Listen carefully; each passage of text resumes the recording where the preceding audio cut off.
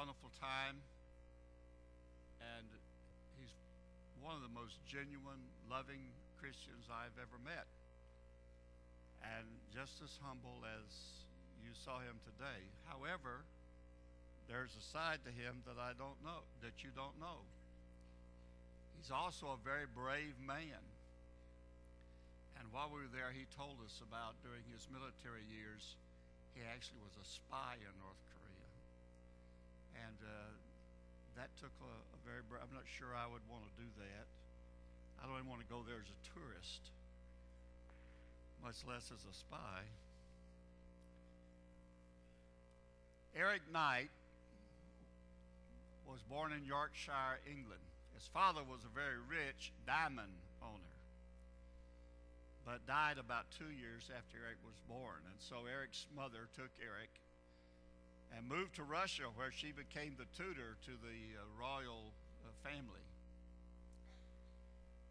Later, he would move to the United States. Lived in Pennsylvania for a while. He and his wife raised dogs, and he wrote. And then they decided to go to California, so they went to California, and they only took one dog with them. It was a little terrier. But he did have this love of dogs. And while they were in California, he finished out a book, which became a rather popular book. And then he was in World War I. He was in World War II. He was actually killed in Suriname during World War II. He died in a plane crash. But about 1938, he decided that he would write a book about the country from which he came in England and his greatest love, which appeared to be dogs. And so the setting of this story is in Yorkshire, England, which was a coal mining area.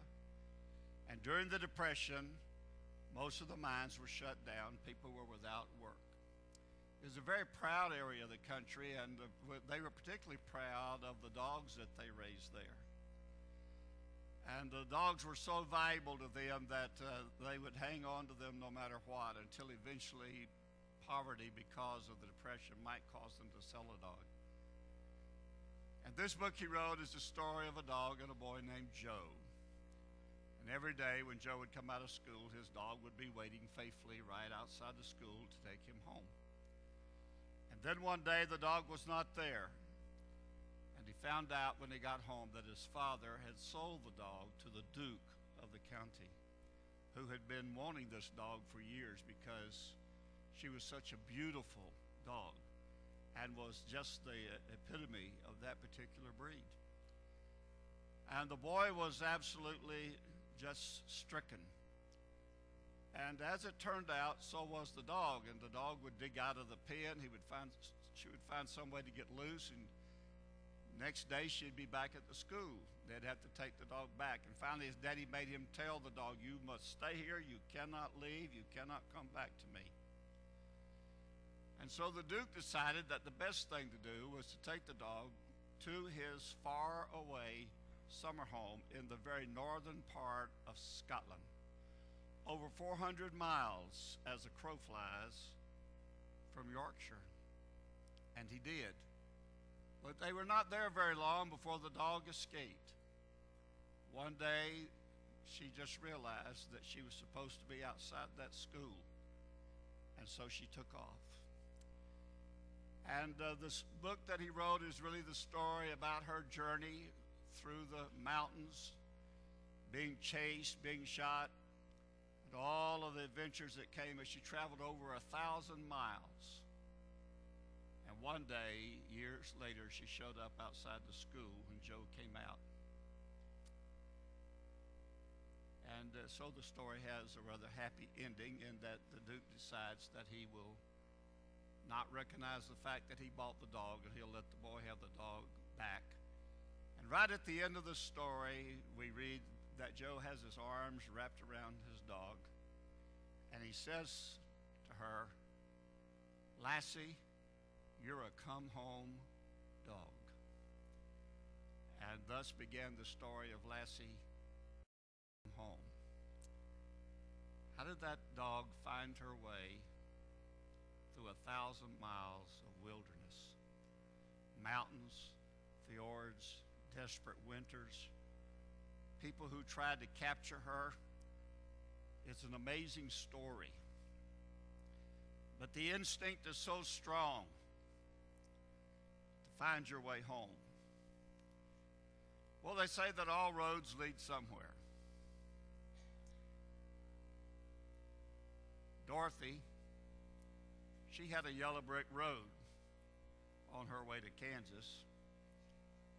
And of course, the settlers who went to Oregon formed the Oregon Trail, and even today, you can go to certain parts of that trail, and in the hard rock of the mountains, you can see the rust that the wagons made on their way to Oregon and to a new home. Then, of course, there was Hansel and Gretel, and they tried white stones at first, and then the second time around, you remember it was breadcrumbs, which did not work very well. If you intend to take a trip and find your way back through the forest, don't use sunflower seeds, because you may discover that they'll not be there when you start back. Recently, I was trying to find a model train store in Dallas, Texas, and of course I had my iPhone, so I just put in my iPhone that I wanted to go to this train store, and so it told me I should go here and turn here and turn here and turn here, and so that's what we did. We followed directions, and pretty soon we were right outside the building, and guess what? There was no train store. And the reason there was no train store is that it had moved 2 years before, but I had an old iPhone. And it wasn't very up to date, so it sort of led me astray. But you know, we do have a Garmin. And one of the things I like most about the Garmin is that sometimes you got to enter all that stuff to get where you want to go, and it sort of directs you around. But when you get wherever you're going and it's time to go home, and you push that button, the screen comes up and it gives you all these options, and one of them is home. And you touch that button and immediately it sets out to direct you home. And when you get home, you know what shows up on my Garmin is a checkered flag.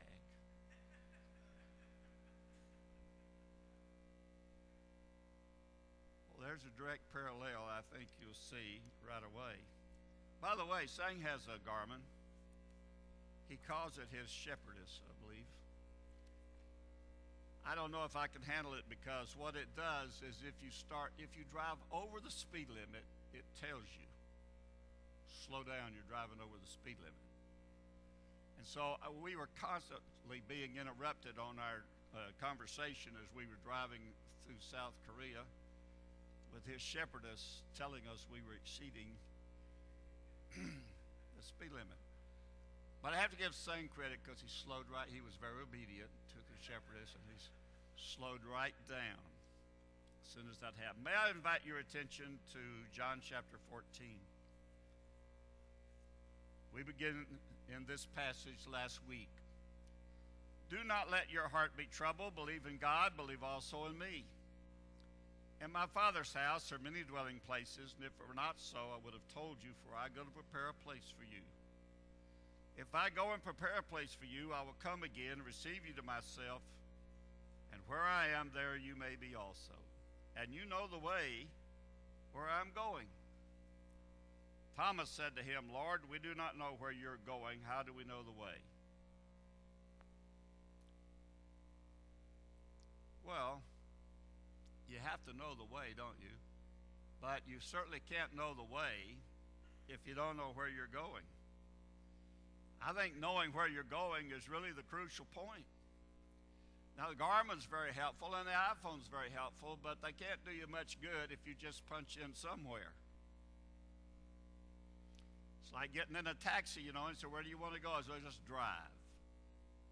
But that gets expensive, and you know, you usually wind up nowhere when you don't have somewhere to go. So Thomas says, we don't know where you're going. We don't have an idea. You know, if you think about that for a minute, they had done a lot of traveling. Thomas isn't saying, I can't find my way. He walked all over Palestine and Galilee and across the Jordan. They've been in the big cities, they've been in the little cities, they've been in the isolated villages, they've been out in the wilderness.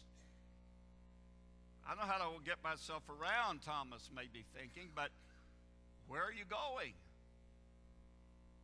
Which direction are we going next? Because when you read the Gospels, you know what you find? You find you just say, well, let's go to so-and-so, and let's go to so-and-so. And maybe it's Bethany, or maybe it's Galilee, or whatever. And Thomas is saying, look, finding you won't be such a problem, knowing the way, if we know where it is that we're going. Hard to plot a course without a designation. And I'm asking you this morning something to think about as we work our way through this lesson. Do you know where you're going?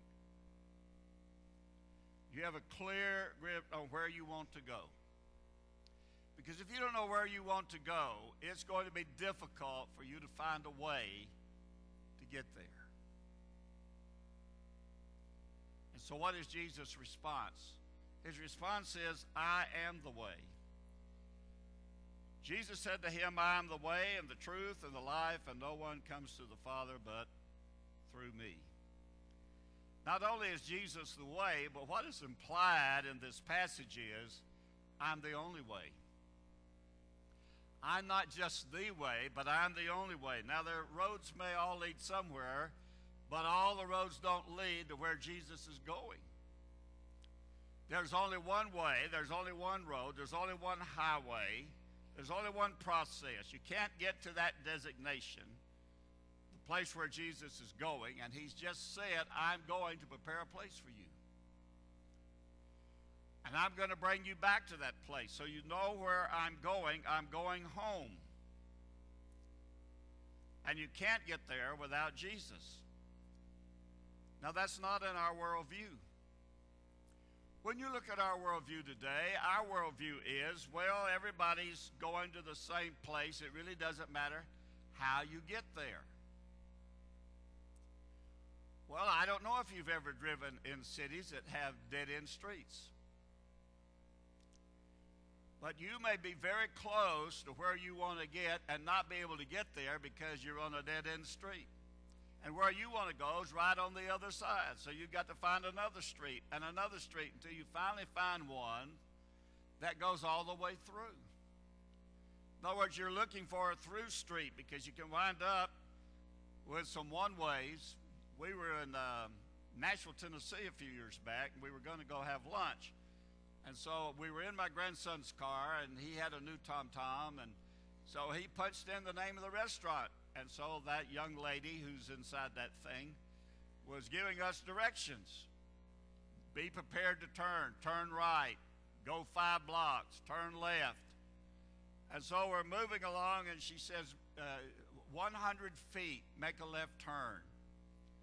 And so we got about 50 feet. She said, 50 feet, make a left turn. So it's obvious that we're supposed to turn left. And so we get up to the intersection, and she says, turn left sharply. But guess what? The left turn was one way that way.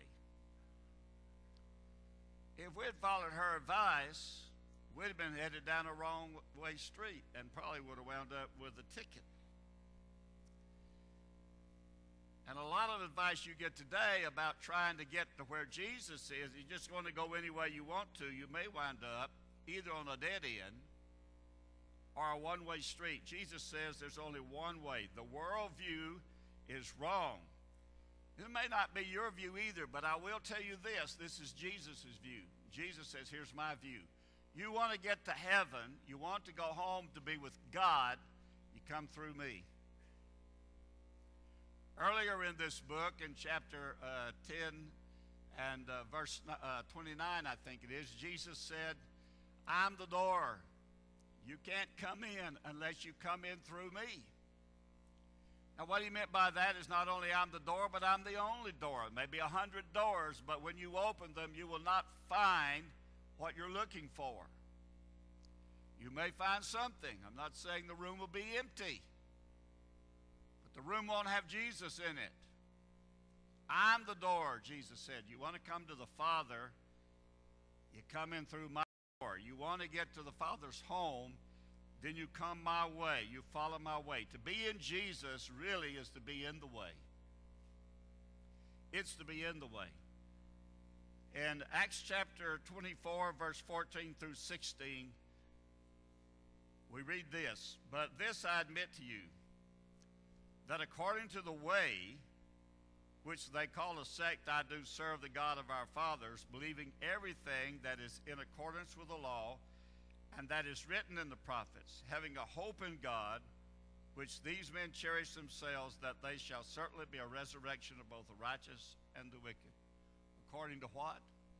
To the way. 1 Corinthians chapter 11 and verse 1, Paul said, "You need to be followers of me as I'm followers of Christ." The church became known as the way because the church was following Christ, who said, "I am the way." In Acts chapter 9, verse 2, and actually most of Acts chapter 9, it says, "Now Saul, still breathing threats and murder against the disciples of the Lord, went to the high priest and asked for letters from him to the synagogues at Damascus, so that if he found any belonging to the way, both men and women, he might bring them bound to Jerusalem." In other words, he was persecuting those who were in the way. In Acts 19, he says, "There occurred at that time no small disturbance concerning the way," talking about those who are following Jesus. In Acts chapter 22, Paul says, "I persecuted this way to the death, binding and putting both men and women into prisons, as also the high priest and all the councils of elders can testify. From then I also received letters to the brethren and started off for Damascus in order to bring even those who were there to Jerusalem as prisoners to be punished." And in Acts 22:8, he recounts his encounter with Christ on the road to Damascus. And this event happened. Saul called out, "Who are you, Lord?" And the Lord responded, "I am Jesus the Nazarene, whom you are persecuting." The way. Are you in the way? We sing a song about being in the bright and the shining way, in the glory round way. But there's only one way, and that's the way that goes through Jesus. Are you in the way? I don't know what kind of GPS you have. Maybe you're using an iPhone, or maybe you're using a Garmin, or maybe you have a TomTom or some other sort of instrument. Or maybe you've just been using sort of your own idea about what the way is. You know, everybody's going to heaven, so I'll just find my own way to get there. And so I think if I do this, I'll be okay. Or if I do that, I'll be okay. If I serve this way, I'll be all right. Because really all you have to do is be sincere. You just have to be honest and sincere. And as long as you're sincere and honest, God will recognize you as being on his road, whether you've accepted Jesus as your guide or not. Well, that's not a good GPS, I can tell you that. That sort of process will not get you to where you want to go. There is no yellow brick road. And following breadcrumbs will not work. All those other ways really lead you to a lot of recalculating. I'm telling you, when we did not make that left-hand turn in Nashville to the restaurant, that lady had a fit. She had a fit. And we heard recalculating for about the next 5 blocks when we figured out a way to get around that one-way street. And a lot of people today are having to do some recalculating because they've tried to find Jesus in their own way. They're trying to be holy in their own way. They're trying to live the right kind of life in their own way. And they resist following Jesus. Listen to what Jesus says. I am the way. No one